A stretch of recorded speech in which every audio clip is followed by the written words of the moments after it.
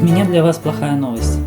Преемника у Александра Григорьевича не будет. Александр Григорьевич сформулировал концепцию политического лидерства очень доходчиво. Лидер страны – это самый сильный и самый агрессивный волк. Как батька или вожак стаи, Александр Григорьевич должен постоянно доказывать, что он самый-самый брутальный мачо во всех смыслах. Это и делает его заложником определенного политического выбора. Он не может показывать, например, свою слабость. Какие же на сегодня есть стратегии смены Александра Лукашенко в публичной сфере? Стратегия номер 1. Белорусский Маугли. На сегодняшний день больше известна как стратегия мирных перемен. Ее придерживаются в том числе ЛДП, ряд белорусских независимых экспертов и белорусские бизнесмены. Собственно, смысл стратегии – договориться с волком, чтобы конкретно их не трогали. Шансов стать вожаком стаи у Маугли никаких нет. Ему это, в принципе, и не нужно. Каждому Маугли достаточно, чтобы первым съели другого Маугли.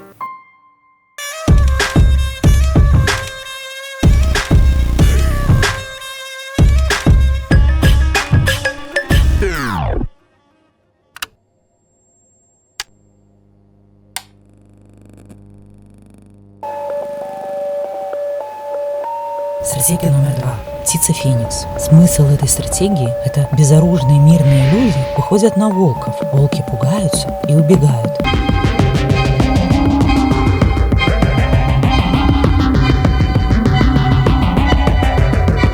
А счастливые люди занимают административные здания, Почта, телефон, телеграф, как мы знаем, да?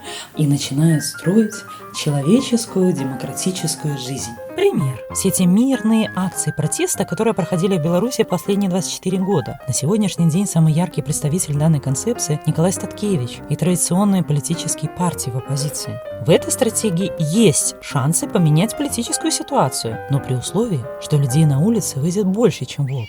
Но, к сожалению, обычно выходит недостаточно людей. И стычка безоружных людей с волками, у которых, конечно, есть опыт, дубинки, сплоченность и так далее, заканчивается кровавым побоищем, массовым разгоном, то есть в пользу волков. Как вы понимаете, волчьей стае все равно, что там у вас написано на плакате или какой вы там флаг несете. Им просто хочется кушать.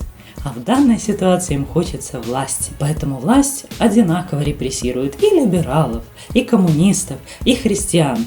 Одинаково страдают и прорусские, и проевропейские политические силы. Садятся в тюрьму все. И регнумовцы, и пальчицы. После каждого разгрома, фактически ежегодно, оппозиция должна зализывать раны и буквально восставать из пепла после репрессий. Это очень тяжело в эмоциональном плане. Поэтому люди впадают в депрессию, фрустрацию, теряют надежду. Поэтому каждые новые выборы активных сторонников этой стратегии становится все меньше и меньше. Кроме этого, стоит отметить еще один важный момент. Иногда Феникс после пережитых пыток и мучений возрождается сумасшедшим. Это стало заметно по ряду региональных активистов, которые пережили репрессии, но сошли с ума в том или ином виде.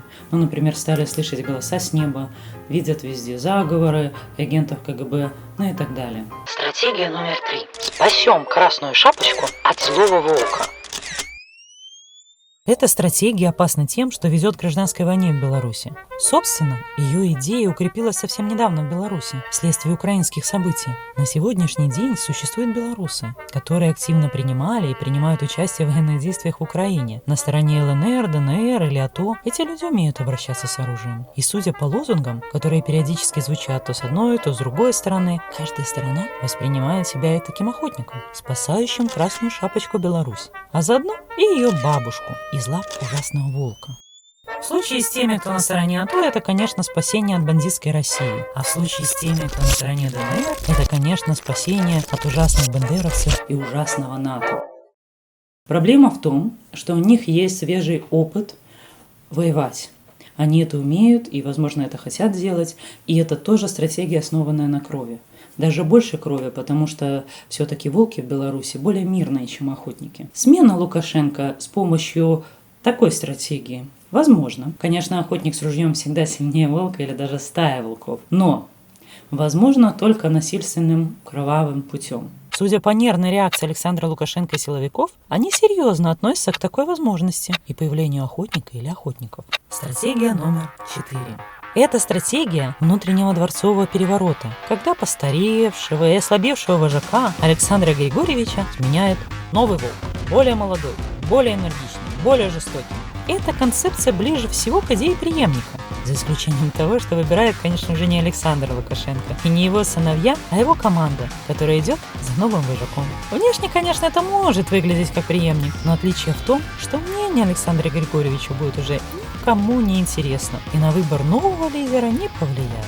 Эта стратегия – реализация страхов очень многих демократических активистов, которые боятся, что в случае смены Александра Лукашенко на кого-то мы получим нового Лукашенко. А я бы уточнила, что в этой ситуации мы получим молодого, агрессивного Лукашенко образца 94-99 года. То есть готова доказывать свое лидерство, в том числе кровью. Тут важно помнить, что в данной стратегии новый волк исключительно и всегда из команды Лукашенко.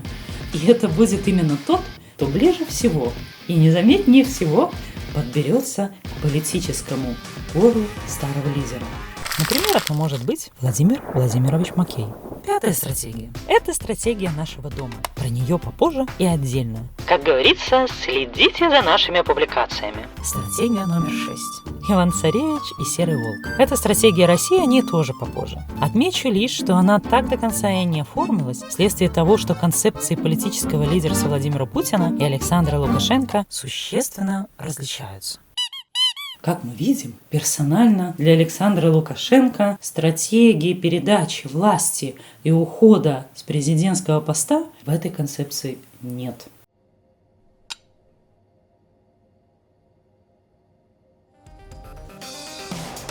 Я понимаю, что для него стратегия преемника самая оптимальная, потому что позволяет сохранить жизнь и свободу, а также, наверное, определенные блага.